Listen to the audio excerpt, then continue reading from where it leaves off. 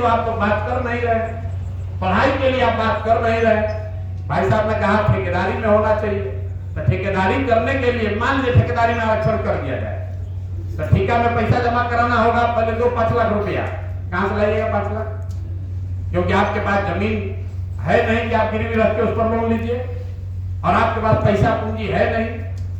इसलिए जो जनसुराज ने कहा, जड़ की बात, व्यक्ति की बात नहीं हो रही है, किसी एक जाति विशेष की बात नहीं हो रही है कि समाज में जो गरीब है, जब तक उसके लिए पढ़ने की व्यवस्था नहीं होगी, जब तक भूमि सुधार नहीं होगा, जब तक उसको पैसा पूंजी नहीं होगा, तब तक उसका दशा नहीं सुधरने वाला है। आप गांव में चल के देखिए, इसी बिहार में जहां इतना भ्रष्टाचार है, इतना कष्ट है, वहीं पर सामान्य परिवार वर्ग के जो लोग हैं, उसका मोहल्ला इसी गांव में थोड़ा बढ़िया दिख रहा है। अति पिछड़ा समाज का जो मोहल्ला है, टोला है, वो थोड़ा उससे ज्यादा कमजोर दिख रहा है। दलित समाज के, मुसहर समाज के हमारे जो साथी हैं, भाई हैं, उनका जाकर मोहल्ला देख लीजिए, उसका इसी बिहार में उसका दुर्दशा कितना है। गांव में 3 तरह के लोग हैं जिनके पास थोड़ी व्यवस्था, जिंदगी ठीक है। जिसके भी घर का बच्चा पढ़ लिख कर नौकरी कर रहा है, चाहे वो टीचर हो, हवलदार हो, सेना में जवान हो। कोई आदमी पूछता, भैया इनका कैसे घर बना है पक्का का? कहता भैया इनका कुछ कमी बा, इनका तो 2 लड़का सेना में जवान बा। उस सेना में कमांडर नहीं है, जवान है, लाठी भांज रहा है, फिर भी उसका जीवन दूसरे से बेहतर है। गांव में स्थिति किसकी अच्छी है? पूछते भाई कैसे इसका बढ़िया चल रहा है, देखने में तो ठीक लग रहा है। आदमी कहता भैया इसका 3 बीघा जमीन है। जिसके पास जमीन है उसका भी जीवन ठीक चल रहा है। गरीब तो सब है, लेकिन उसमें भी जिसका बच्चा पढ़ लिख कर कुछ नौकरी करने लगा, प्राइवेट में करे, सरकारी में करे, तो उसका जीवन कुछ सुधर गया है। जिसके पास जमीन है उसका भी जीवन सुधरा है। इसके अलावा गांव में एक तीसरा वर्ग है जिसका जीवन बेहतर है। वो लोग हैं जो गांव में देखिए दुकान किया है। शाह जी लोग, ज्यादातर लोग हैं गांव में। पहले लोग कहता था शाह जी हैं, तेली जी हैं, ये लोग सीमेंट का कोई कारोबार किया है, कोई मिठाई बेच रहा है, कोई कपड़ा बेच रहा है, उसका जीवन भी दूसरे के मुकाबले अच्छा। आपको प्रशांत किशोर की जरूरत नहीं है, किसी गांव में खड़े हो जाइए और आप पूछिए कि गांव में बढ़िया कौन है, आपको पता चलेगा जो पढ़ लिख कर जिसके घर में अफसर है वो बढ़िया है, जिसके पास जमीन है वो बढ़िया है, या जिसका दुकान दौरी है वो बढ़िया है। ये 3 चीज किसके पास है? वो 3 चीज जिसके पास है उसके लिए शिक्षा चाहिए, जमीन चाहिए, पूंजी चाहिए। यही 3 चीज पकड़ना है। और राजनीतिक भागीदारी इसलिए चाहिए कि ये मिले, इसलिए राजनीतिक भागीदारी हो। आपका विधायक बैठ जाएगा तो आपका जीवन नहीं सुधरेगा। विधायक बैठ के विधानसभा में एक कानून लागू करे, कानून बनाए, तब समाज में सुधार होगा, और तब भी 20, 25, 30 बरस लगेगा। कितना जल्दी ना सुधरने वाला है।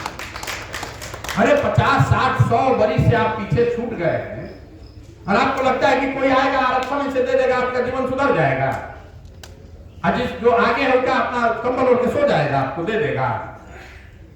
अगर किसी का बाप दादा पहले 100 बीघा जमीन खरीद लिया था, उसका छीन के 1 दिन में ले लीजिएगा। इतना आसान है। अरे भाई उसने भी कभी सतुआ खा के बनाया, कुछ उसमें गलत भी होंगे, हम उसका सही गलत नहीं जानते। लेकिन अगर आपको समाज की चिंता है, सही में चिंता है, तो आपको पढ़ाई की चिंता होनी चाहिए। आपको ऐसी व्यवस्था बनाने की चिंता करनी चाहिए जिसमें बच्चों के पढ़ाई की बात हो, जिसमें भूमि सुधार की बात हो, जिसमें यह सुनिश्चित किया जाए कि बिना गारंटी के बैंक से अति पिछड़ा समाज के, दलित समाज के लोगों को लोन कर्ज मिलेगा, तब न ठेकेदारी कर पाइएगा कि दुकान खोल पाइएगा। अभी किसी बैंक में जाइए, वो कहेगा 5 लाख लोन चाहिए तो जमीन दो, तो जब जमीन है नहीं तो लोन मिलेगा कैसे? अरे भाई बैंक तो जाति नहीं देखता है लोन देने में। आप ये कभी सोचे कि भाई बैंक तो जाति के आधार पर लोन नहीं देता है, आपको लोन कम क्यों मिलता है? सिंपल बात है कि आपके पास देने के लिए, रेहन रखने के लिए कुछ है ही नहीं है, तो आपको मिलेगा कैसे? रेहन रखने के लिए कुछ होगा तब ना कर्जा लेकर कुछ काम कीजिएगा। तो जनसुराज ये बात कह रहा है कि आपको आरक्षण मिला हुआ है, वो आगे जैसे है वैसे चलता रहे, लेकिन उस आरक्षण का अगर लाभ चाहिए तो एक ऐसी व्यवस्था बनानी पड़ेगी जिसमें आपके बच्चों के लिए शिक्षा हो, जिसमें बिहार में भूमि सुधार हो, और जिसमें कानून बनाकर यह सुनिश्चित किया जाए कि सरकारी गारंटी पर लोगों को कर्ज मिले और उस पर ब्याज 10% 20% नहीं 4% ब्याज लगे, 4% ब्याज लगे, बाकी का ब्याज सरकार भरे, तो अपने समाज के स्तर पर फायदा होगा। तो ये बात हम पिछले 2 साल से 2.5 साल से कह रहे हैं, कुछ लोगों को समझ में आ रहा है, कुछ को नहीं आ रहा है। अब इसको घर घर पहुंचाने के लिए आप हमारा मदद, जन की मदद, अपने समाज की मदद कर सकते हैं। उसके लिए ये बैठक बुलाई गई है। 4 महीना का समय बहुत लंबा समय है। कुछ लोग कह रहे हैं सिर्फ 3 महीना बाकी है। अरे भाई 3 महीना आप काम करने के लिए तैयार हो जाए तो क्रांति आ जाए।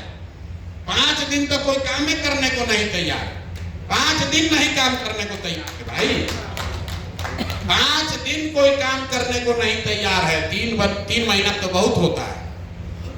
कहे भैया साधन हम दे दीजिए तो करेंगे, हम साधन देते हैं आपको, अब जरा करके दिखाइए।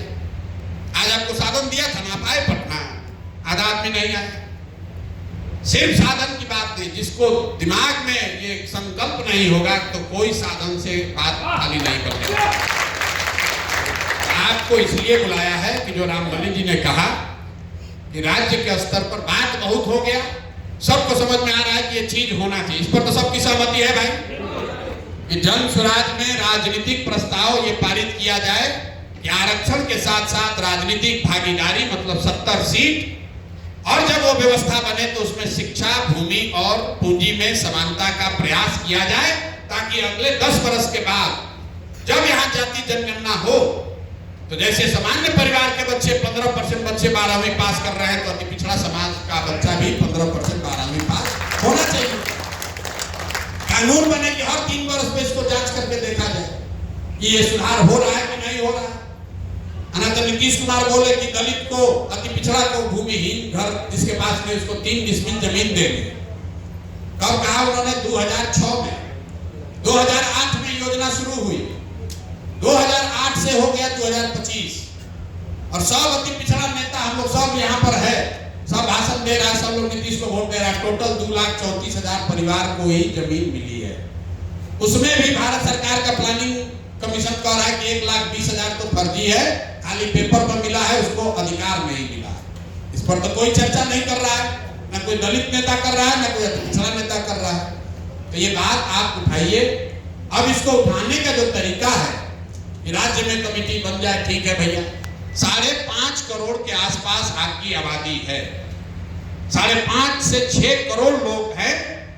उसको अगर दलित को भी साथ में जोड़ दीजिएगा तो करीब करीब 7 करोड़ लोग हुए, मतलब करीब 2.5 से 3 करोड़ परिवार ऐसे हैं जहां तक ये बात पर्चा जबानी कागज पर पहुंचना चाहिए। एक अकेले प्रशांत किशोर कैसे पहुंचा देंगे? इसमें आप सबकी भागीदारी चाहिए, और भागीदारी के लिए आपको क्या व्यवस्था बनाए जन स्वराज, ताकि आप घर घर, गली गली, मोहल्ले मोहल्ले इस बात को 3 महीने में पहुंचा सके। मेरा अपना मानना है कि जो जन स्वराज में 36-37 हजार लोग जुड़े हैं, इसमें से अगर 2000 आदमी भी संकल्प ले ले कि कुछ नहीं, अपना जीवन का 3 महीना अपने समाज के लिए, बिहार के लिए, इसके बेहतरी के लिए लगाएंगे, तो 3 महीना हम आपको गाड़ी साधन सब दे देते हैं। आप 30 को पंचायत अपने हाथ में ले लीजिए, 30 पंचायत का जिम्मा ले लीजिए। एक पंचायत में 3 दिन बिताइए। जितना अति पिछड़ा परिवार का, दलित परिवार का घर है, सबके हर घर जाइए, पर्चा बांटिए, नेता बनिए, उसको समझाइए, कुछ मानेगा कुछ नहीं मानेगा। लेकिन अगर 30 पंचायत को हम लोग ले ले और 100 दिन, 10-20 दिन उसमें घरे भी जाइए, दैवे कीजिएगा। लेकिन अगर आप एक पंचायत में 30 दिन भी देते हैं, 3 दिन भी देते हैं, तो 100 दिन में 200-250 अगर हम लोग टीम बना लें और हर गाड़ी पर 5 आदमी बैठे, 10 का टीम बनेगा तो कोई मान लीजिए छुट्टी लिया, 3 को 4 आदमी तो डेली बैठ सकता है। और 30 को पंचायत हम लोग ले ले और उस पंचायत में घरे घर जाकर जन स्वराज के समतामूलक समाज बनाने के संकल्प को, इस प्रयास को और बनाने के तरीके को जाकर अगर हम लोग समझा दें, तो 3 महीना में बहुत बड़ी बात, बहुत बड़ी क्रांति, बहुत बड़ा सुधार की दिशा में काम हो सकता है। ये तो संभव है भाई, मुड़ी हिलाने से नहीं होगा। बोलिए, ये तो संभव है। आप लोग राजनीतिक कार्यकर्ता हैं, तो 3 महीना तो चुनाव से पहले गाड़ी